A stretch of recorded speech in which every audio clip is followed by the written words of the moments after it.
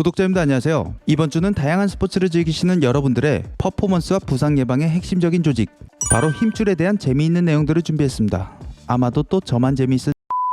우리가 흔히 퍼포먼스를 이야기할 때 대부분 근육에만 집중하잖아요. 하지만 근육이 힘을 만들어낸다면 그 힘을 실제 움직임으로 전달하는 건 힘줄입니다. 그래서 힘줄은 퍼포먼스와 부상 측면 모두에서 절대 간과할 수 없는 조직인 것이죠. 그럼 먼저 우리의 움직임이 어떻게 일어나는지부터 살펴보겠습니다. 우리의 모든 움직임은 뇌의 신호에서부터 시작됩니다. 뇌가 움직여라라는 명령을 내리면 그 신호는 신경계를 거쳐 근육에 전달되어 수축을 유도하고 그 힘이 힘줄을 통해 뼈를 움직이면서 실제 움직임이 일어나는 것입니다. 하지만 힘줄은 단순히 근육과 뼈를 잇는 연결 조직이 아니라 움직임의 효율과 안정성을 결정짓는 핵심 조직입니다. 그동안 퍼포먼스 향상을 위한 트레이닝 컨텐츠들에서 힘줄 조직의 강성과 탄성 에너지 활용 능력에 대해 여러 번 소개해드렸었는데요. 오늘은 이 힘줄에 대해 조금 더 자세하게 살펴보려고 합니다.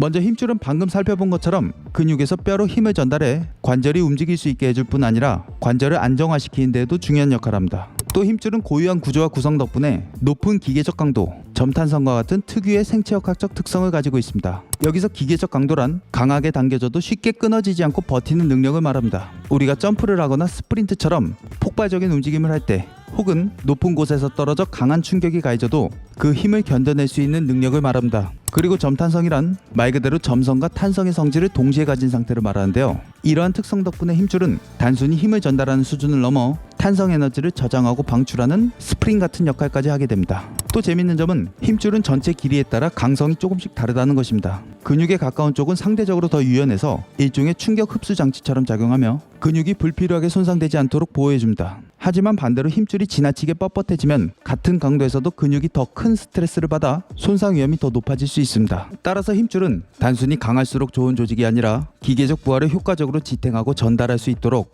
유연성과 강성의 균형을 유지하는 것이 중요합니다. 그리고 힘줄도 근육처럼 가해지는 부하에 따라 구조와 기능이 변화할 수 있다는 점도 재밌습니다. 예를 들어 우리가 운동을 하면 근육과 힘줄 모두에 기계적 장력이 가해집니다. 근육은 이 자극에 반응하면서 회복과 적응 과정을 거쳐 성장하게 됩니다. 힘줄도 마찬가지로 이러한 힘이 가해지면 그에 맞춰 구조와 기능이 변화하며 적응할 수 있습니다.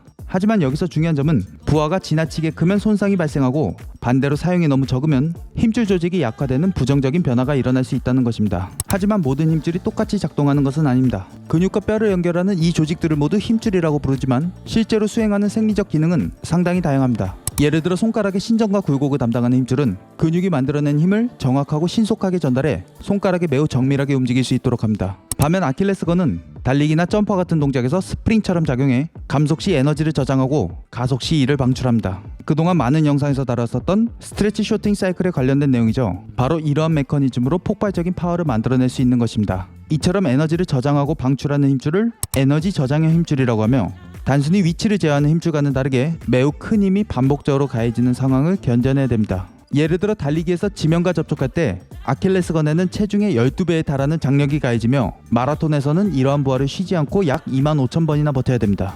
이와 같이 극심한 부하에 대해 뼈와 같은 다른 조직에서는 리모델링 과정을 통해 피로 손상을 보수하며 손상이 과도하게 누적되지 않도록 손상된 성분을 교체하는 방식으로 대응합니다. 그런데 놀랍게도 에너지 저장형 힘줄은 이렇게 반복적인 고강도 부하를 받음에도 불구하고 눈에 띄는 리모델링 과정을 거의 거치지 않습니다. 오히려 이러한 에너지 저장형 힘줄은 반복적인 피로 손상에도 잘 견딜 수 있도록 애초에 높은 피로 저항성을 가진 구조로 보이며 최소한의 리모델링으로도 기능을 유지할 수 있게 합니다. 이러한 특성 덕분에 반복적인 고강도 부하에도 구조적 손상을 최소화하면서 탄성 에너지를 안정적으로 저장하고 방출할 수 있습니다. 반면 위치 조절형 힘줄은 힘을 정확하게 전달하고 제어하는 데 초점을 둡니다. 예를 들어 손가락 굴곡건은 손가락을 매우 정밀하게 움직일 수 있도록 해줍니다. 어깨 회전근개 힘줄들은 경관절의 안정성을 유지하면서 정확한 위치 제어를 담당합니다. 이런 위치 조절형 힘줄은 대량의 에너지를 장기간 저장하고 방출하기보다는 각각의 고유한 기능에 맞춰 근육이 만든 힘을 즉각적으로 혹은 효율적으로 전달하는 데 특화되어 있습니다. 예를 들어 피아니스트가 건반을 칠 때 근육에서 만들어진 힘이 지체 없이 건반으로 바로바로 전달되어야 되잖아요. 하지만 이런 힘줄들은 이렇게 정밀한 동작을 반복하면서 상대적으로 쉽게 변형이 생기고 손상도 빠르게 누적될 수 있습니다. 여기까지는 힘줄의 구조와 기능에 대해 자세하게 살펴봤는데요. 그렇다면 힘줄을 어떻게 관리하고 강화할 수 있을까요?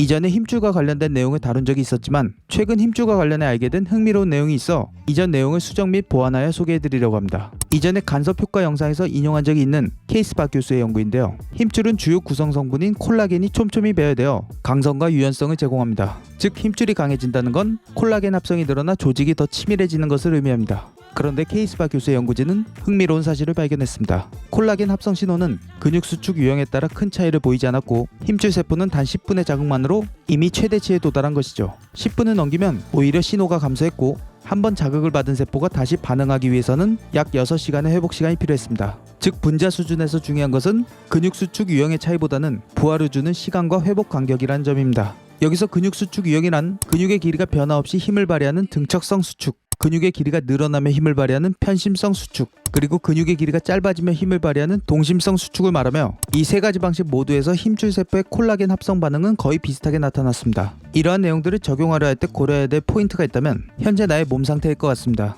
특히 손상된 힘줄의 경우 30초간의 장시간 등척성 운동이 효과적이라고 합니다.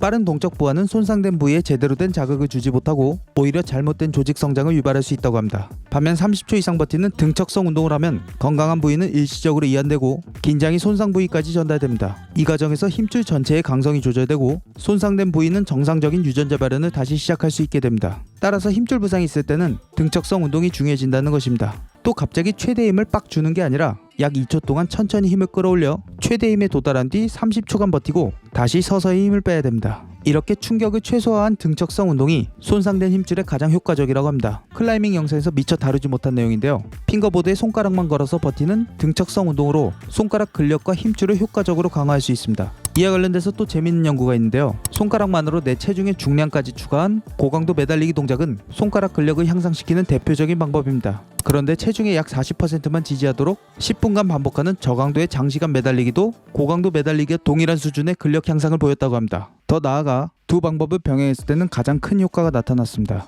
연구팀은 저강도의 장시간 매달리기가 힘줄과 인대와 같은 결합 조직의 힘 전달 능력을 개선해 근력 향상에 기여한다고 합니다. 즉 힘줄과 같은 결합 조직의 강화가 근육 못지않게 근력의 핵심적인 역할을 한다는 것입니다. 케이스바 박사는 힘줄 강화 측면에서 등척성 운동을 권장하지만 여러분들의 훈련 프로그램에는 여러 목적이 있을 수 있잖아요. 예를 들어 건강한 힘줄을 가진 사람이 방향전환 능력 향상을 위해 편심성 트레이닝을 주로 설계했다면 콜라겐 합성 신호와 같은 분자 수준의 적응이 수축 형태와 무관하게 유사했다는 근거에 기반하여 역시 타당한 선택입니다. 하지만 힘줄이 충분히 강화되지 않은 상태에서 빠른 동심성 수축을 강조하는 파워 훈련, 즉 RFT 트레이닝이나 발리스틱 트레이닝, 플라이오메트릭을 무리하게 진행하면 오히려 부상의 위험을 높일 수 있습니다. 정리하면 힘줄 세포는 약 10분 동안만 부하에 반응하고 다시 반응할 수 있는 능력이 회복되려면 약 6시간에서 8시간이 필요하다고 합니다. 따라서 힘줄을 빠르게 회복하거나 강화하려면 처음에는 하루에 2-3회로 나누어 짧은 세션을 수행하는 것을 권장합니다. 예를 들어 아침에 5분에서 10분간 가볍게 힘줄을 자극하고 6시간에서 8시간이 지난 점심 무렵에 다시 10분, 그리고 또 6시간에서 8시간이 지나 저녁 취침 전에 같은 간격으로 또 10분을 하는 방식이죠. 이렇게 하면 힘줄 세포가 반응할 수 있는 순간마다 최소한의 자극을 줄 수 있고 동시에 과도한 부하는 피할 수 있습니다. 초기에는 이런 3번의 짧은 세션을 유지하다가 점차 한 세션의 길이를 늘려가면서 전체적인 훈련으로 확장할 수 있습니다. 그렇게 되면 하루 2세션으로 전환할 수 있는데 하나는 결합 조직을 보호하고 회복시키는 데 초점을 두고 다른 한 세션은 심폐지구력, 근육 발달, 해당 스포츠에서의 전수 훈련 등에 집중하는 방식입니다.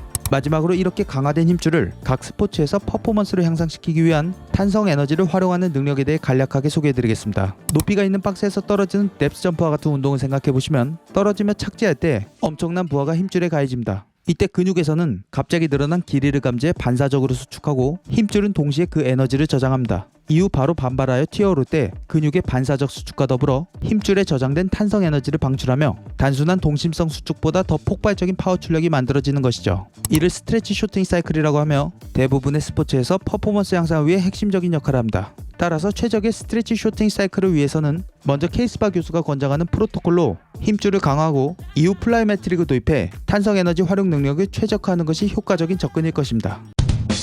오늘 영상 여기까지 준비했는데요. 여러분들의 종목들에서 실제 트레이닝을 설계하실 때 현재 여러분들의 몸 상태와 개인차를 고려하여 점진적으로 적용하시는 것이 중요하겠습니다. 오늘도 시청해주셔서 감사드리며 다음 주에도 도움이 되실 만한 내용으로 찾아뵙겠습니다.